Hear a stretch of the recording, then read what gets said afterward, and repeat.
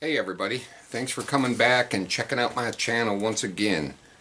I have had another piece, or had a piece. I've had a piece of Catalpa laying around the shop that I've been staring at a long time, and it was just a off-fall trimming from a big old piece that I had to trim down for the lathe. Made a nice slab. I think I figured out how I can actually make something out of this, and I'm going to shoot for like a kitchen table tray that you would like throw napkins on or whatever. I think I got enough. You can see it's all rotted out, but I think I got enough meat here to get a mortise in it. And on the back side I have mounted a piece of plywood with my ring on there to screw directly to the lathe head. This will end up the bottom. This will end up the top. So what I'm going to do is use this base plate to flatten this side out, get a mortise in there, and get my taper. You know, it's going to be kind of flat, and then flip it around and dish it out. High dish. So anyhow, stick with me. We'll get this on the lathe and see if I can get it turned without getting whopped in the head with it. Stay tuned.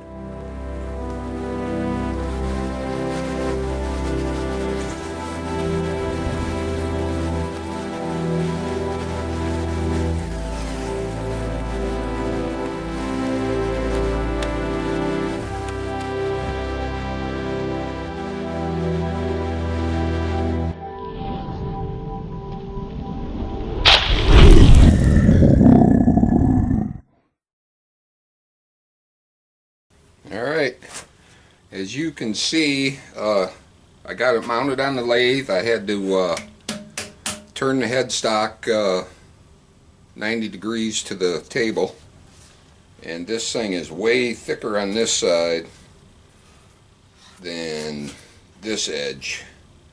So I gotta flatten this all out. It's going to be slow. I got the lathe turned way down because it's way out of balance. So I'm going to try to get it round, try to get it flat, and try to get a mortise into the face.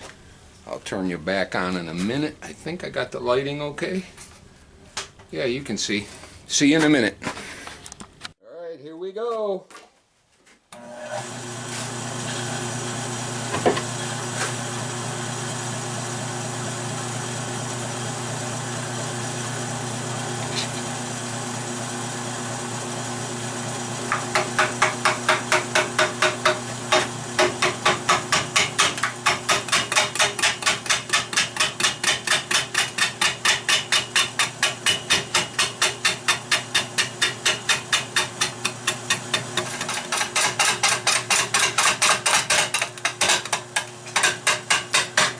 Woo!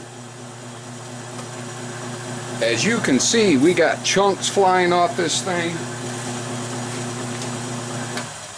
and everything else. And I cannot stress the importance of wearing your face shield. I recently just had a good YouTube friend of mine who I actually had the pleasure to meet. Had a little incident on his lathe, and my woodsman, I hope you don't mind, but he got a nasty catch and had a piece of wood explode on his lathe and actually hit him square in the face. And thank goodness he had his face mask on. He said it felt like getting punched square right in the nose. It smashed his nose. It's like smashed his glasses into his face. But if he wouldn't have had that face shield on, he could have made a trip to the hospital. So wear your face mask, even if it's a little piece, even if you're just sanding, because you'll never know. You know, a screw might come loose. You hit a chunk like this, and it could come flying off. And even at slow speed, it's got enough weight and enough velocity, it's going to hurt you. So anyhow, this is going to take a while because it's so out of whack. And I might even spin this off and pop it on the bandsaw and trim it down a little just to save some time. So we'll turn you back on when we get this front end kind of flat and we're ready to try to put in the mortise or whatever I have to do with the center. Play nice. See you in a minute. Alright, I was able to get the speed turned up a notch.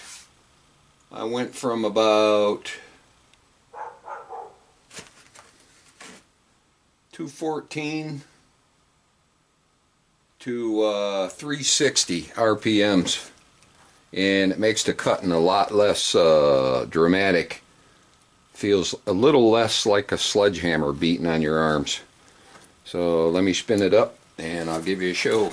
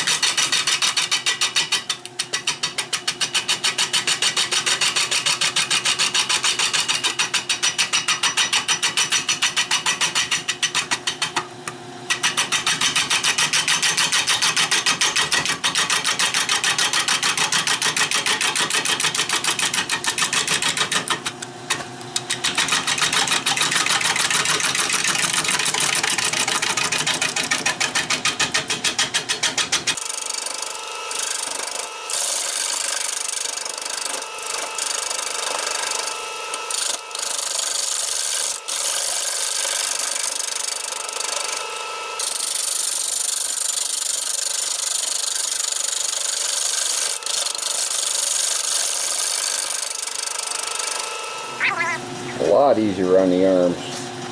I'll turn you back on when I get it closer.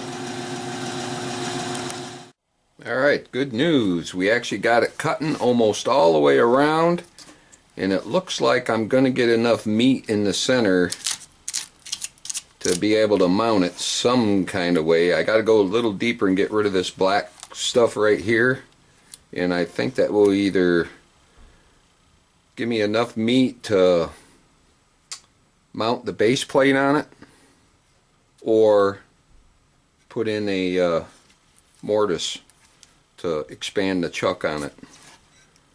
I don't know, this is kind of weak, so I might have to screw a base plate to it somehow. I do got 3 webs of good wood and it's looking better in the center, so we'll keep nibbling away at it and see what happens. A lot easier on the arms though, because it's getting smoother and smoother.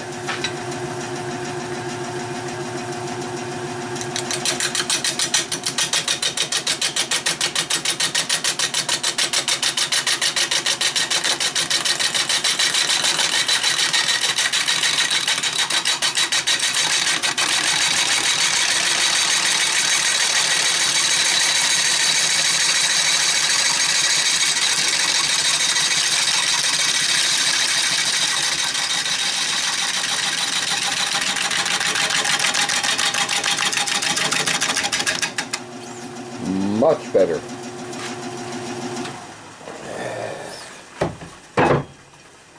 On the good side, it feels like what wood I do have in the center is good and hard and solid. So the deeper I get, it looks like the more wood I'm going to get. And we can just carry on and see what we end up with. Alright, I'm trying to establish the outside rim of it, see where we'll come out. I have a flat spot where the log was cut and some other stuff. We'll see how it plays out.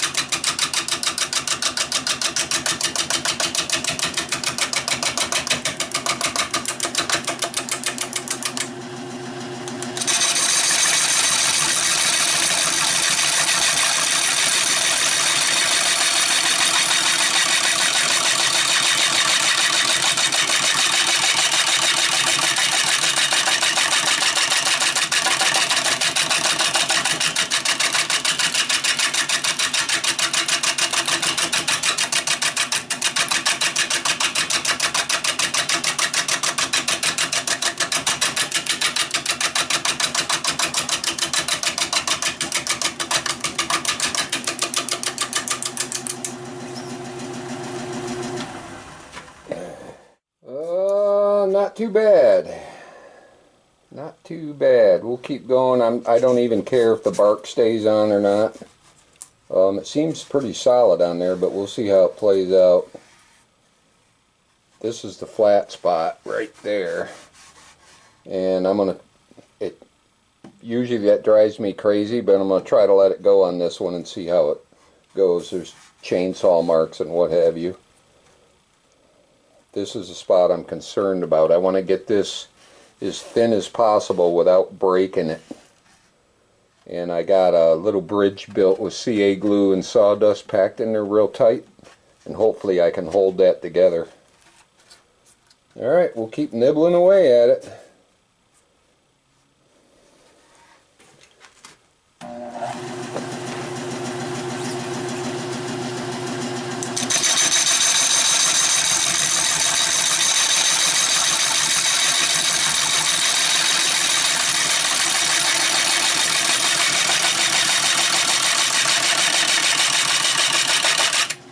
You know what? Let me readjust my fence and get it turned on an angle, and I can get a straighter cut on it. Plus it's a lot safer, you know what I mean?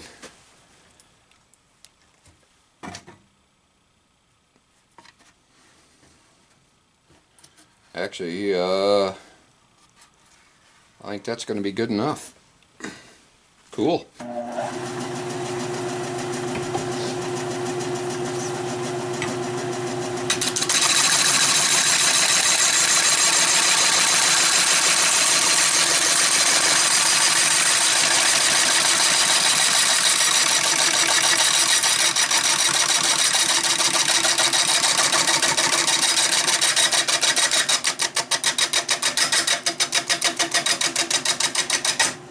Nah, I got to get it closer. I'm running out of tool wrist. I don't like running it right on the edge like that. One little whack and it knock you off. So I'll just spin it a little. Like that. Now we're talking. Okay, we're clear. Nope. Get it to the proper. Now we're good. Much safer.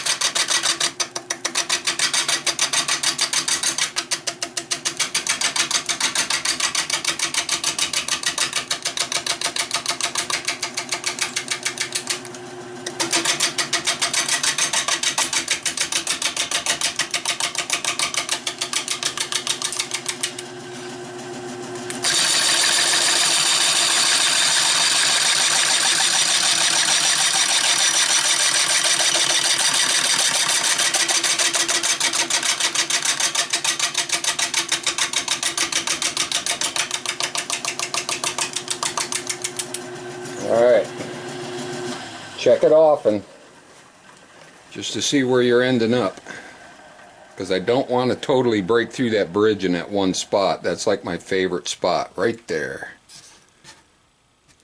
We got another inch to go. That's nice. Yeah, I think we're going to do okay. I'm going to take it to the limit and see where we end up.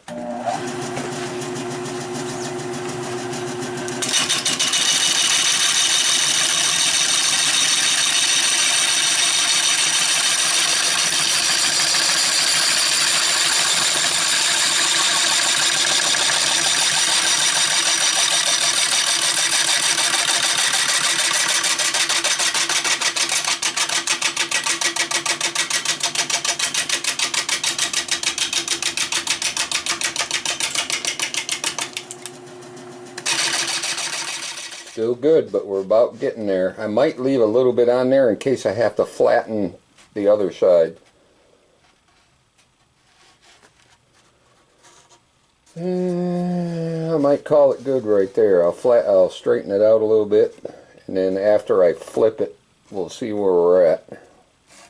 Cool. So I'll get rid of this hump. I'll put a rim in right here somewhere, and then go from there. Alright, the next thing we're going to work on, you see I did a little CA glue bridging work in here. I'm going to work on defining this rim right here. That's what it's going to sit on, and then I'm going to come in here and make my mortise. Now that I got this somewhat stabilized, I think I got enough solid wood in there to get a mortise, I hope. If not, it'll be firewood. So let me get you rearranged slightly. Like right over there. How's that? And I think I need to put a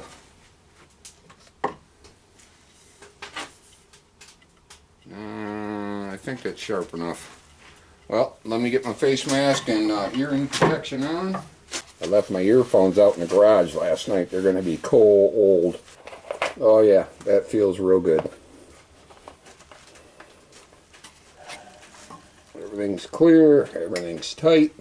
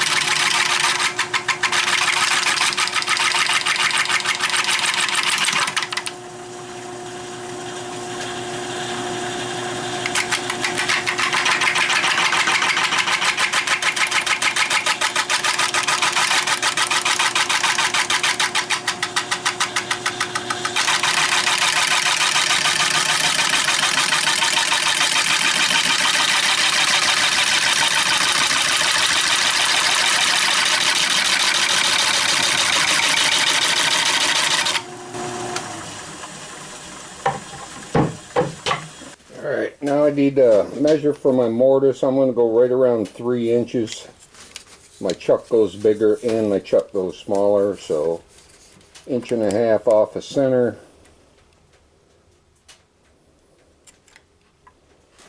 Yeah, that's close enough to center. I'll make me a mark on my tool wrist. There, now I can see where it's at.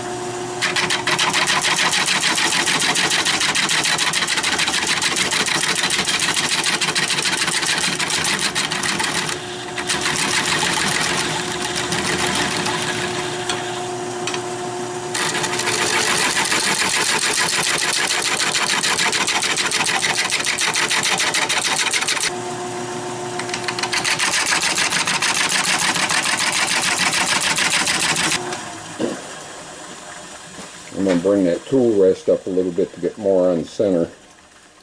It helps when you're using that. But I see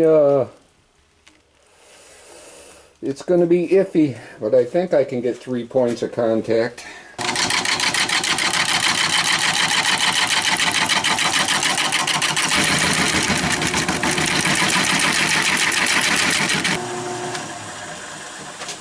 Alright, that might be deep enough to give it a try. It's kind of sketchy. Should be deep enough. I'll do a little bit more CA glue work over here to stabilize this a little better, and then we'll go from there. Make this taper a little nicer.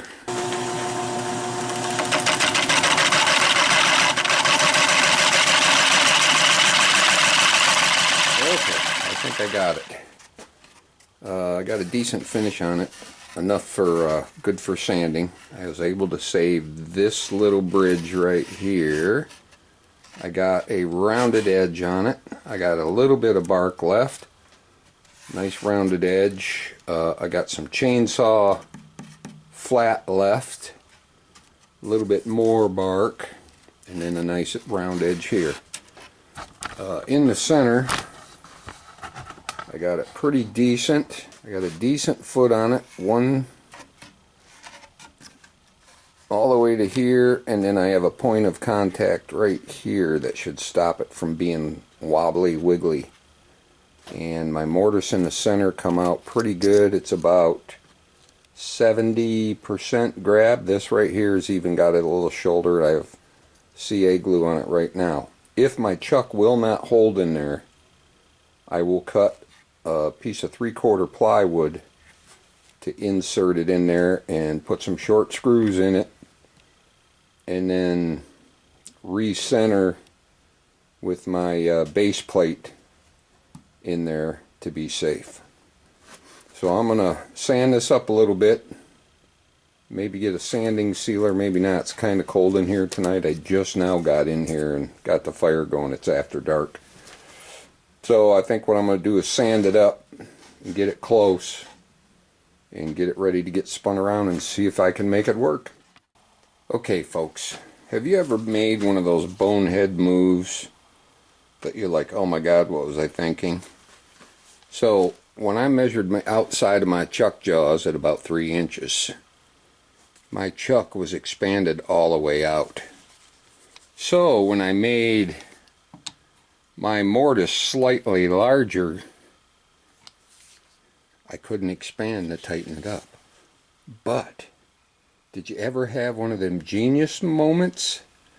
When I bought this chuck for a few dollars more, thank goodness, I bought the combo pack. See that? That's 2 more sets of jaws that go on this that change it from 3 inches all the way out to here. And with the larger jaws, I actually got more biting power because of the wider surface. So didn't that work out nicely? So I'll switch out my jaws, first time ever, and see if I can get this mounted on this beast. Yeah, it worked out. Alright, I got my jaws switched out. Look what else I found in there, Phil. Woodworm screw. I forgot I had it. I have to try that out on another project. Alright, I'm going to try to line this up where I got the best meat. These 3, and then this is a secondary. Pretty much, uh-oh.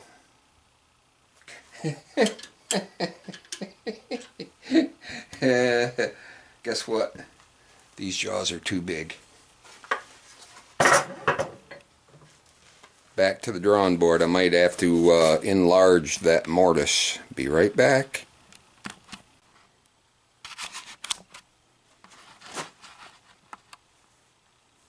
Okay, focus. Alright, you ever get one of them projects that's just a total pain in the butt? Yeah, this ain't the worst one I've ever done, but what a pain. Oh, here's another helpful hint. If you use the Carter & Sons, which I do and I love it, this aluminum handle, if you leave it out in your shed when it gets down to 1 degree, gets extremely cold. So take them in your house when you're done in the evening. Nothing wrong with that. Alright, let me see if I can get this dang chuck stuck on there. If I can do it without a big ass shadow. Yeah, that's okay.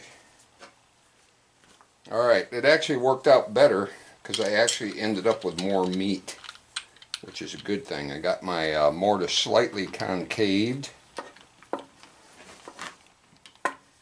and hopefully Expando Chuck will grab it. Feels good so far. It actually pulled itself into the wood. Okay, I got good contact here, good solid wood, semi-solid. Good solid wood here, it's right in the middle of a jaw. Good solid contact here. This is semi-solid, but it is CA glued, and great solid contact here. So we'll get this monster flipped around. I don't hear I hear settling, but I don't hear cracking. That's a good thing.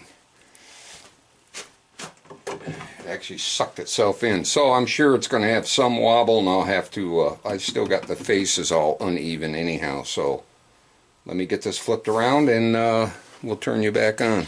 We're getting a lot of different camera angles.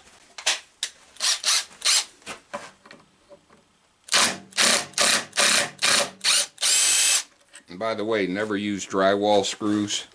They will snap on you every single time. These long pan heads are actually called, they're cabinet hanging screws. Very strong, and they're made to have a lot of shear strength. And these are just good old pan head screws. These things are awesome. But a drywall screw has no shear strength.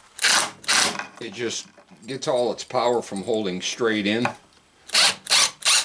I've actually seen houses where the guys hung the kitchen cabinets with drywall screws. It was a disaster. Nothing like watching a lady or a guy get their final china plate in the cabinet and have the whole cabinet break off.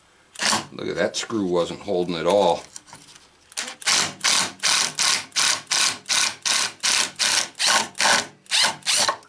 It's a good thing I use those long ones. Otherwise that could have been disastrous. Could have been a disaster. Got it screwed on. We got the Allen screw tight. Turn it on for a second and see what happens. Always give it a test run and get out of the way.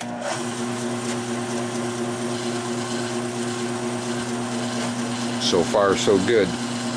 Alright, let me get my fence all readjusted, and yes, this is too big to actually swing over the bed. I already measured it. It's kind of a bummer. Alright, let me get my fence around here, and then we'll start flattening out the bowl side. Okay, here we go. I cranked it up one notch, so we're turning at 360 RPMs. I tried it at 684, and it was just too much vibration because it's there's a lot of weight on one side and not on the other. And the lathe actually started walking across the floor because I don't have it mounted yet.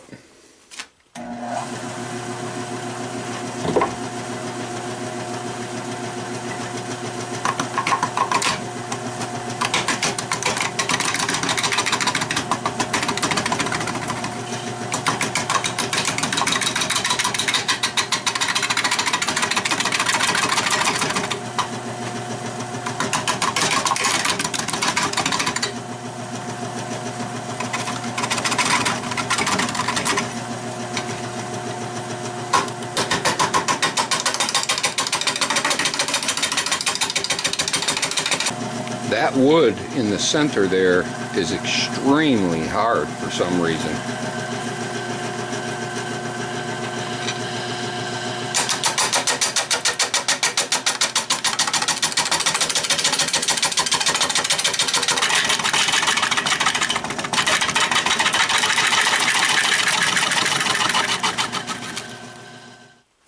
It's pretty cool. You can actually see where the squirrels have put acorns inside this tree, and they're growing right into the tree. Pretty awesome. Alright, I'm going to continue flattening this out and dishing it slightly. I can't go too awful far, and I'll turn you back on. Alright, we got it closer. I'm down to about 5/8 of an inch in the center, and I don't want to make this web too weak. So I'm trying to make this outside a little thinner than it is, and then flatten this all out and call her good. Right now I'm going to leave this kind of heavy, so I got as much meat in there as I can. I have to shut her down for the night because this piece, if you can see it, let me see, that piece is loose and actually flexing. So I'm going to bridge the gap with some real fine saw. There it goes. She's moving pretty good, and I don't want to lose this bridge right here. So I'm going to do some CA glue work on this and try to stabilize it. So that means I'll have to take it in for the night and let it get warm so the glue will set, and we'll pick up tomorrow. See you then, I hope. Stick with it. Don't forget to hit the like button, because I notice on YouTube there'll be 50 watches and only 17 likes. So I don't know if YouTube's doing it or what, but make sure you support your channels. I'll turn you back on in the morning. Ciao for now.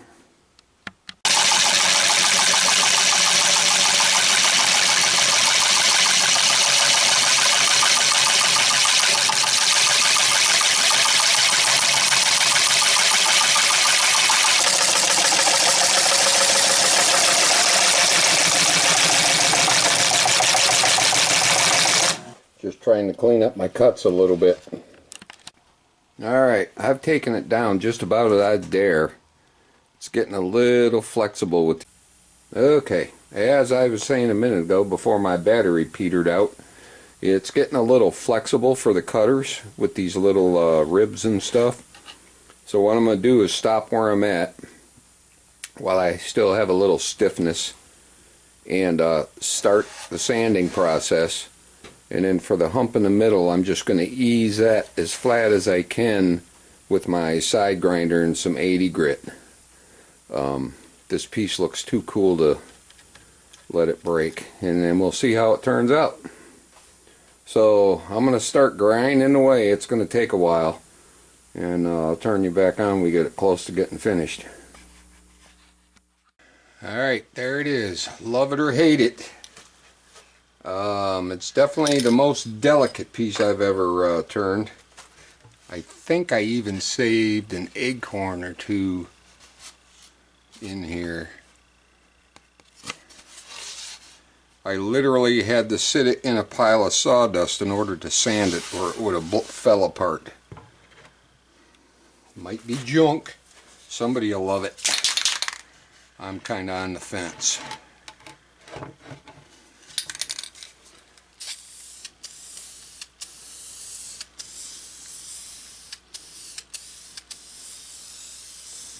It's got nice grain, nice color. I could have spent another 3 weeks sanding on it, I suppose.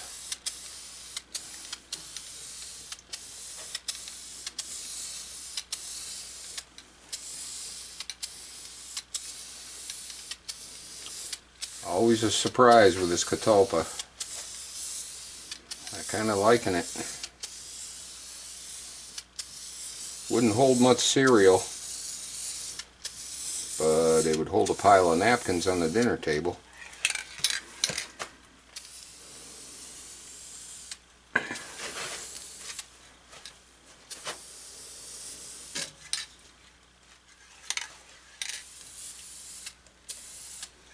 What you think? It's pretty wild. Nice grain.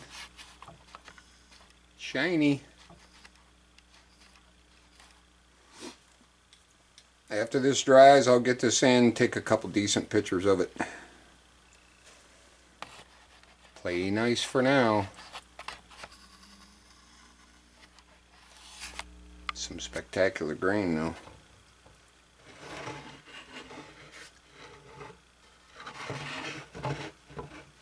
Ciao.